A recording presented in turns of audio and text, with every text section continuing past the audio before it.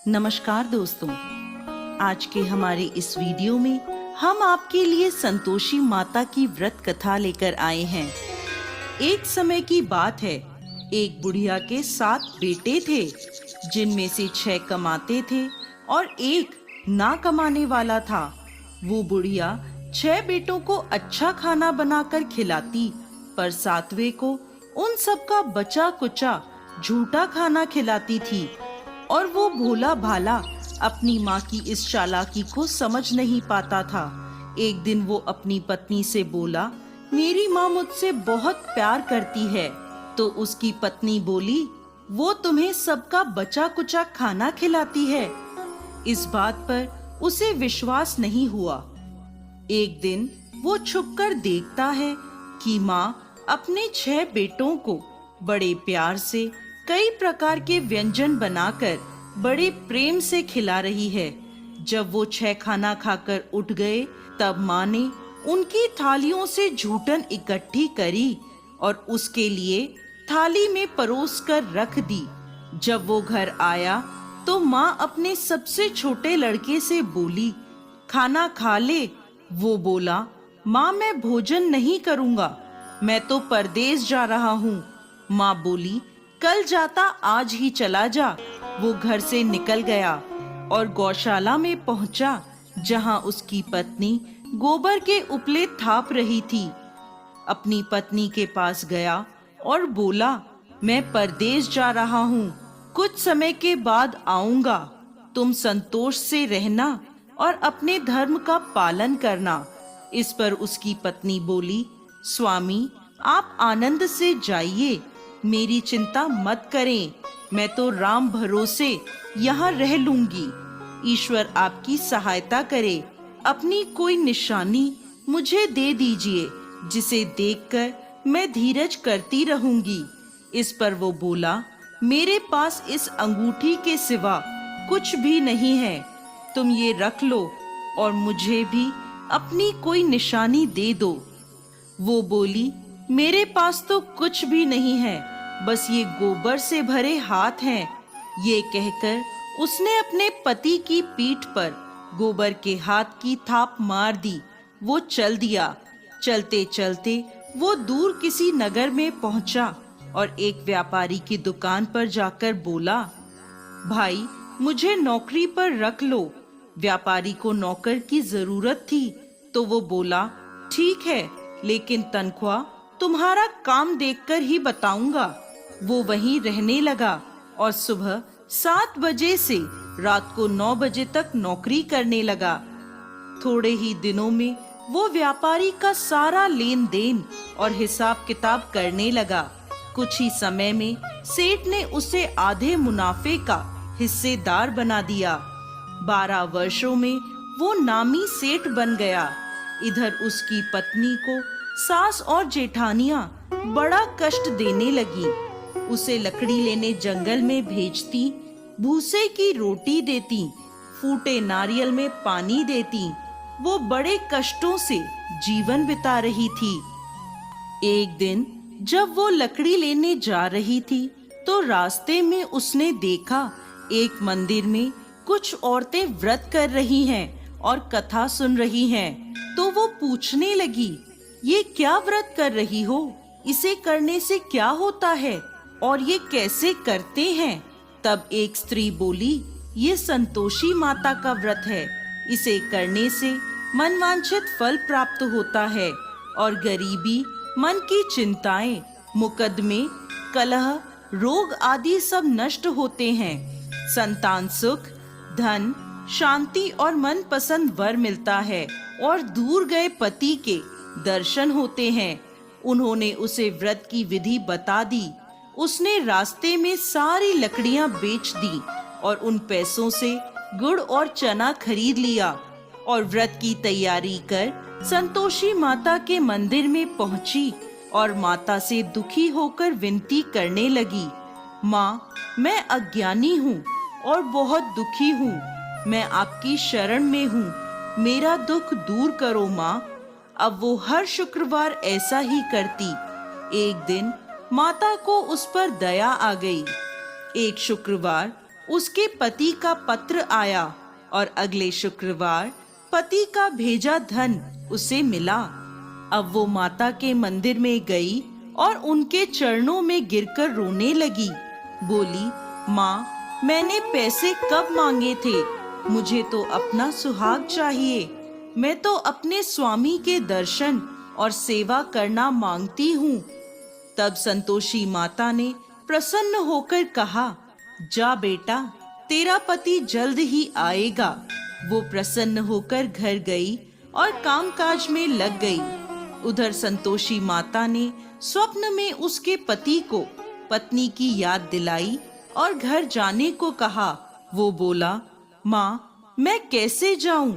परदेश की बात है, लेन देन के कई हिसाब बाकी हैं। माँ बोली, सवेरे उठकर मेरा नाम लेकर घी का दीपक जलाना और फिर दुकान पर बैठना। सवेरे उठकर उसने वैसा ही किया। देखते ही देखते सारा लेन देन साफ हो गया और धन का ढेर लग गया। वो खुश होकर घर की ओर रवाना हो गया। उधर उसकी पत्नी रोज लकड़ी लेने जाती और संतोषी माता की पूजा अर्चना करती। एक दिन वो बोली, माँ, आज ये धूल कैसी उड़ रही है? माँ बोली, बेटी, तेरा पति आ रहा है। तू लकड़ियों के 3 ढेर बना, एक नदी के किनारे रख आ, एक यहाँ रख दे और तीसरा अपने सर पर रख ले। तेरे पति के दिल में इस लकड़ी के गट्ठर को देखकर मोह पैदा होगा और घर जाकर आवाज लगाना, सासू जी, लकड़ियों का गट्ठर लो, भूसे की रोटी दो और फूटे नारियल में पानी दो। आज मेहमान कौन आया है? उसने वैसा ही किया।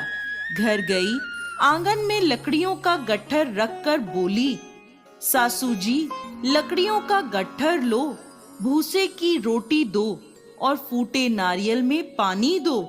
आज मेहमान कौन आया है? ये सुनकर सास दौड़ी दौड़ी बाहर आई और अपने कष्टों को भुलाने के लिए कहने लगी, बेटी, तेरा पति आया है। आ, मीठे भात का भोजन कर और गहने और कपड़े पहन। इतने में उसका पति बाहर आया और उसके हाथ में अपनी दी अंगूठी देखकर माँ से पूछने लगा, माँ, ये कौन है? माँ बोली, बेटा, ये तेरी बहू है। पूरे 12 बरस हो गए ये दिन भर घूमती फिरती है, कोई कामकाज भी नहीं करती। तुझे देखकर नखरे कर रही है। वो बोला, माँ, मैंने तुम्हें और इसे दोनों को देख लिया है। अब मुझे दूसरे घर की चाबियां दे दो, मैं उसमें रहूंगा। माँ बोली, ठीक है, जैसी तेरी मर्जी। और माँ ने चाबियों का गुच्छा पटक दिया। बेटे ने अपना सामान दूसरे घर में रख दिया। देखते ही देखते उनके राजा के समान ठाट बाट हो गए। अगला शुक्रवार आया। वो अपने पति से बोली, मुझे संतोषी माता के व्रत का उद्यापन करना है। वो बोला, खुशी से करो। वो तैयारियों में लग गई। उसने जेठ के लड़कों को जीमने बुलाया। पीछे से जेठानियों ने अपने बच्चों को सिखा दिया, तुम खाने के बाद खटाई मांगना, जिससे उसका उद्यापन पूरा ना हो। लड़कों ने जीमते ही खटाई मांगी।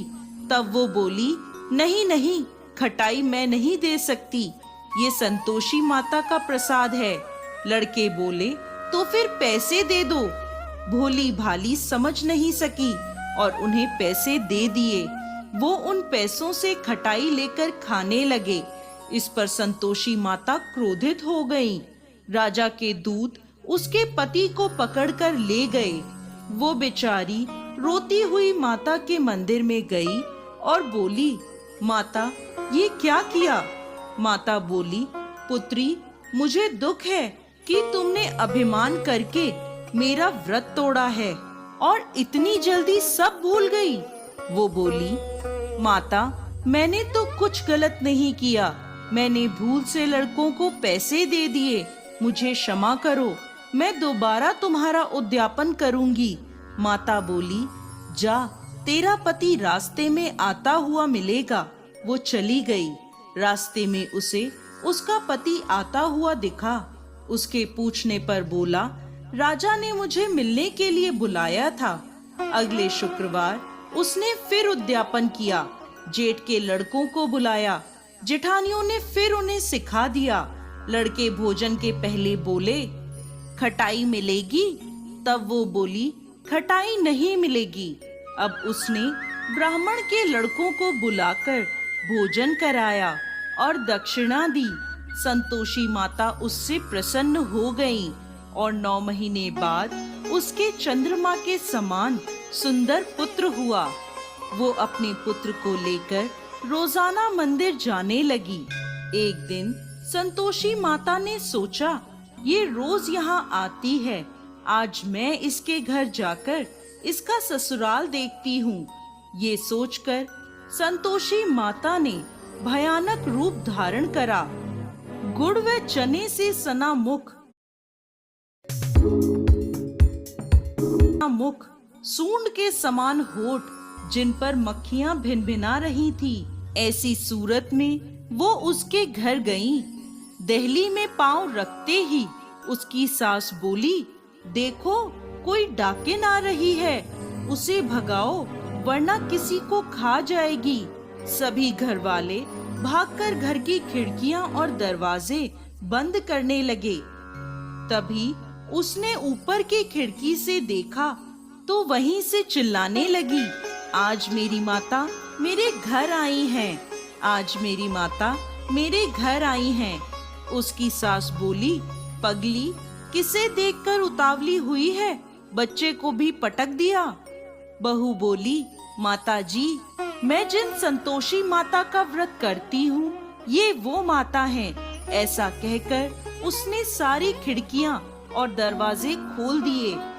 सबने संतोषी माता के चरण पकड़ लिए और विनती कर कहने लगे, हे माता, हम मूर्ख हैं, अज्ञानी हैं, पापी हैं। आपके व्रत की विधि हम नहीं जानते। आपका व्रत भंग कर हमने बहुत बड़ा अपराध किया है। हे जगत माता, हमारा अपराध क्षमा करें। माता बहुत खुश हुई। हे संतोषी माता, जिस प्रकार आपने बहू को फल दिया, वैसा ही इस कहानी को कहते, सुनते और हुंकार भरते सबको देना। दोस्तों, संतोषी माता को संतोष, सुख, शांति और वैभव की माता के रूप में पूजा जाता है। माता संतोषी भगवान श्री गणेश की पुत्री हैं। इनका यह व्रत करने से धन, विवाह, संतान आदि भौतिक सुखों में वृद्धि होती है। ये व्रत शुक्ल पक्ष के प्रथम शुक्रवार से शुरू होता है और 16 शुक्रवार तक व्रत कर इसका उद्यापन किया जाता है। गुड़ और चने का भोग माता को लगाया जाता है। ये व्रत करने वालों को खट्टी चीजों को ना ही खाना चाहिए और ना ही हाथ लगाना चाहिए। बोलिए संतोषी माता की